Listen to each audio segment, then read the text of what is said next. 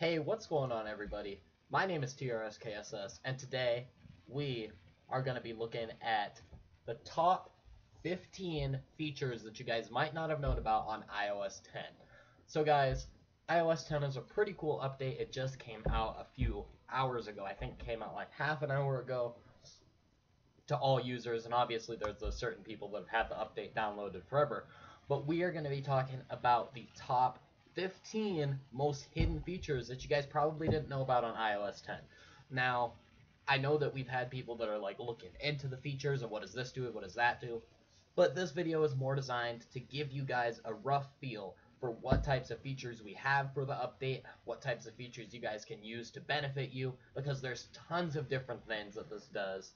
And guys, my name's TRSKSS. Let's go ahead and get right into this. If you guys could drop a like and subscribe, I'd really appreciate that. But anyways, our first tip right here is that you guys can actually, quote-unquote, delete the default apps. So yes, when you guys have those folders of like the calendar and health and videos and like Find My Friends, all those apps that you guys were forced to download, you guys can actually hold down, hit the tiny little X, and it will hide the app and delete your personal data. Now, you can go ahead and like reinstall the icon for the app from the App Store, but it does not work with all the Apple apps like Health and things like that, but it does work with most of them, such as the Weather app, the Calendar, iTunes Store, Music, Find My Friends, Videos. So if you guys don't want one of those, you guys can remove it from your screen. It will not delete fully from your phone, though. Alright, people, now you can also rest your thumb to unlock your phone. Now it says that iOS 10 is changing the default behavior of the home button, and all you guys actually have to do is press down on the home button to activate Touch ID. Now, the iOS 9, you guys could just go ahead and set your finger right on it, but it seems like this one you're going to have to actually hit it. Like you're going to have to physically stick your thumb on there and push in, which is kind of interesting, but, you know, we'll see how it goes. Now, another thing, for only the iPhone 6s or 7 users, like about the 3D Touch, you guys can use that to change the flashlight. I'm sure you guys already know that. But if you guys want to go ahead and change how bright your light is, so because as we know, the lights on the Apple iPhones are pretty bright. You guys now have a bright light, medium light, and low light. There's 3 brand new like settings for the light, so if you guys don't want it as bright, maybe you're trying to read at night or something, you guys can put it on a low light. If you guys want it really bright, you can just go ahead and do that. Now, in addition, this is probably one of the biggest changes, and it talks about the lock screen. Now, I actually have some pictures of that I'll go ahead and showcase here in a minute, but pretty much, guys, the lock screen is absolutely changed. Alright, so the first thing is that the camera button in the corner, it's actually gone. It's no longer there, and all you guys have to do now is swipe to the left, and you're right in the camera with it on and everything ready to go. So that actually works a lot better, because I know that you guys would have to swipe all the way up and wait until it would load, and that would be an absolute pain, and I definitely didn't want to do that. Now, you guys also have a brand new widgets thing on your home screen. Now, as you guys can go ahead and see, I'll go ahead and showcase that right here, but pretty much we have all these different little widgets that we can go ahead and download, and it's pretty interesting because basically, guys, if we go ahead and look at it right here, we can go ahead and see we have maps, destinations, we have the calendar, we have the Lyft app, we have FaceTime, we have the Siri app suggestions. All that stuff that you guys have always wanted is going to be right there. Now, the next thing that we have is actually quick action widgets, and it's pretty much if you guys just go ahead and slide down or something on your phone. It says that if you're on the home screen, you guys can deeply press on an app icon to launch like a baby version of the app, and it's like an interactive little mini app for you guys. So say that you want to use the calculator, but you really don't want to spend all that time going right into the calculator. And as you guys can see right here, we have an example of some of these baby apps they're holding down. You can like send a message to these people, you can mark your location, you can do that, you can record slow-mos, take photos, take selfies, and it will already have it pulled up for you guys. Now, it says that you're going to have like a different calculator, and you have like a clipboard and basic layout and stuff like that, so that's pretty cool. Now, another thing that's pretty neat is the iMessages app has absolutely changed. Now, the icon itself is still the same, I do believe, but it does say that Apple has packed the Messages app with many new features, and it's actually bubble effects is one of the biggest ones. So if you guys deep press, like if you hold down on the send button, you guys will actually access bubble effects, and you'll get a brand new like laser effect for your phone. So it's pretty cool. I'm not really all too sure what that does, but I think that it's pretty neat. Now, another thing that's pretty interesting is something called tap back. So it says that if you double tap on a message in the iMessages, and you guys can go ahead and access tap back, and that lets you react to a friend's message with a thumbs up, a heart, and more. Now it's like a subtle way to react without triggering a notification, and it's useful for group conversations. So if you guys really don't want, like say you're talking to 10 different people, and you guys really just want to talk to one, then you guys can actually just go ahead and hold down on this tap back, and boom, you guys are done. You can thumbs up, give it a heart, you can put haha, and your friend will be the only one that sees it, not everybody in the whole chat. So that's pretty cool.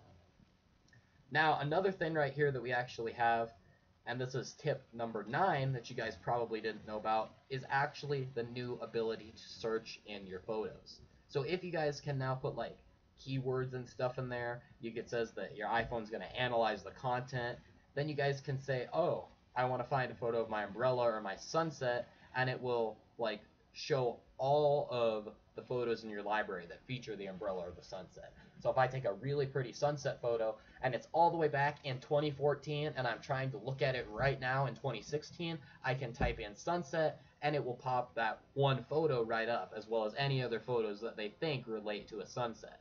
So that could be a little like iffy there, but I'm sure that it'll be okay after we get the hang of it. Now the next thing that we can actually do here is customize our contact cards. Now it says contact cards have been revamped, and you guys can customize your favorite way to call or message someone.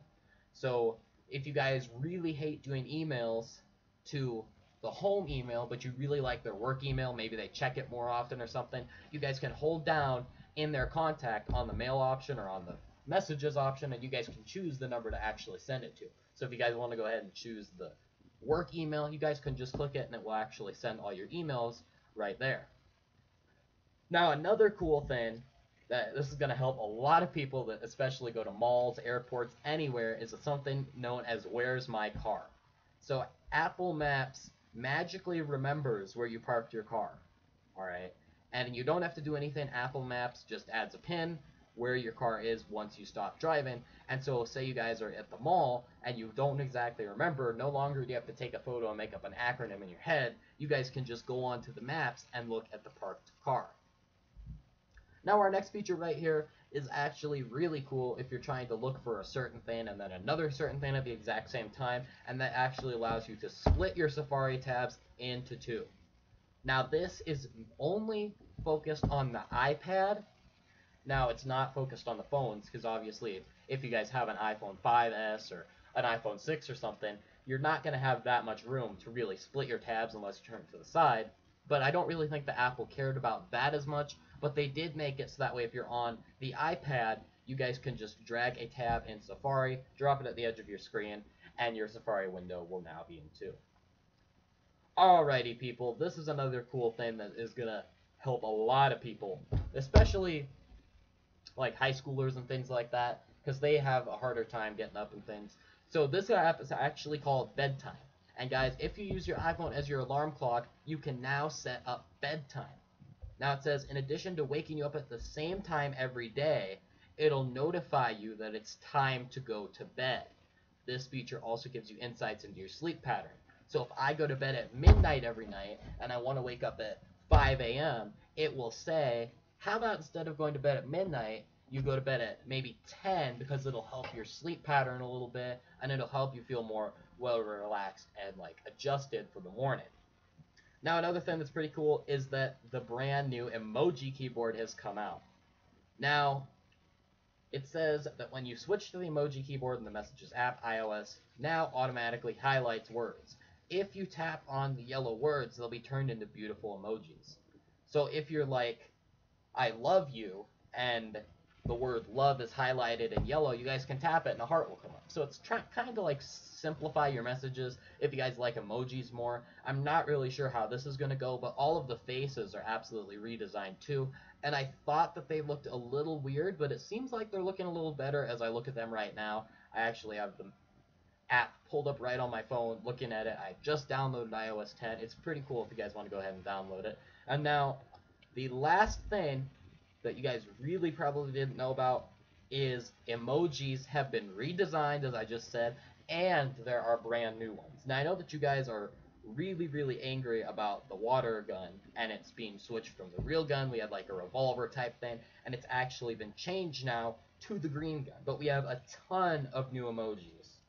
So we have like more gender diversity in sports, we have new designs, we have the cats having new looks, we have like the dogs getting new looks, everything is getting a new look, and it's really cool to go ahead and see. So hopefully, guys, as you can see, we have a ton of stuff right here that I didn't go all into, but hopefully by you guys watching this video, you learned something that you didn't know about iOS 10.